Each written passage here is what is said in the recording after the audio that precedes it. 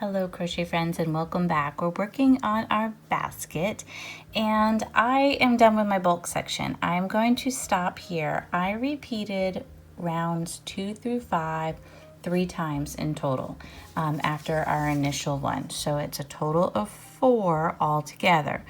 So I am about 4 inches tall from the base where we made that nice little ridge up almost about 4 inches. So I'm gonna stop there. If you would like to keep going, if you'd like a deeper basket, just go ahead, keep going, no problem. Just keep repeating 2 through 5 over and over until you have the proper height that you want. I'm gonna demonstrate moving on the basket from here. So if you wanna keep going, you can just save this for later, no big deal. So this is technically, I don't even know what round we would call this. We're gonna call this the next round. Let's see. So I had done 2 through 5 3 times. Let's see. So that I think that's 17. So this is round 18. I guess we would call this 18. Okay, so we're gonna go with 18. I think that's right. Math is not my strong suit, but we're gonna get started. I'm going to place my marker just so I know the beginning, because we're not turning. There's no turning on this round here. We want to chain 1 and do not chain 1 and do not turn your work. Okay, we have 60 stitches on our work, right? At the end of that last round. We should be back up to 60. So we know how many we have on here. What we want to do is we want to single crochet in each stitch around. So I'm going to enter my first stitch, yarn over and pull through, yarn over and pull through 2. Just single crochet each one of these stitches. One is a single crochet and one is our slip stitch, right? If you remember from our last round there. How did you do with the bulk? Did you do okay? I'm wondering how everyone did. Those little slip stitches, I did find if I was loosey-goosey on the round before having to do the single crochet and slip stitch rounds, I did better trying to get in there to get my proper stitches.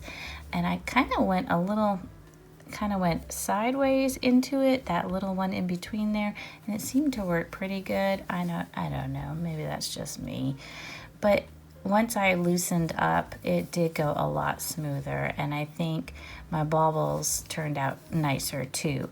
And one thing I did have to be careful of a couple of times, it was like I was catching part of the bauble on my work, and I had to kind of slow down a little, which probably helped with my looseness, but I slowed down a little bit just to try to make sure I wasn't catching anything on the bauble when I was picking up that stitch on top of the bauble.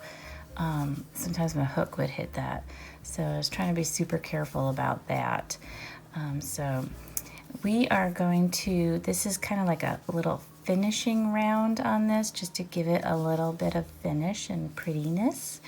And then we're going to chain for our handle. So the handle is optional. You could leave your basket just like this if you would like to. You could hang it or not to hang it, right? So that's an option. You don't have to do the handle.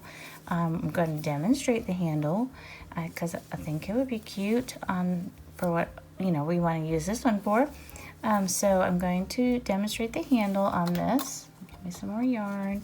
But handles are something that you can adjust. So if you want a longer handle, shorter handle, when we do our chain at the end of this, that's how you can determine how big your handle is. So we don't have to all make them the same, is what I'm trying to say, if you want something different.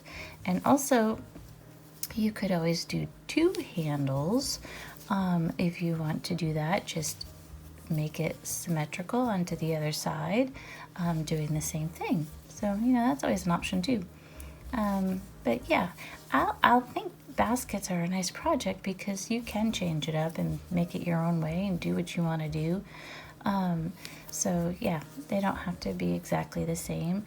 I was thinking this turned out nice. I like this yarn on this basket, but if you did this with like a really thick, bulky, it would give it a lot more structure. It'd be a much more stiff basket. That's an idea, you know? So, I mean, there is so many options. You can change it up, make it the way you'd like it to be. And yeah, don't worry about, you know, this is creativity, this is work of art. You do you. So I'm getting near my marker over here. My yarns keeps getting to the end here. Gotta keep pulling a little more. So I'm trying to get this. See, I'm trying to go nice and neat, but it does give it a nice little finish. Don't you think that border makes it look nice? Kind of like the bottom, so it makes them match up nicely. I like that. I do like it when the top and the bottom look similar. I don't know, maybe that's just me. I like it matchy. I don't know. So we're going along here. We are not going to fasten off when we get over here.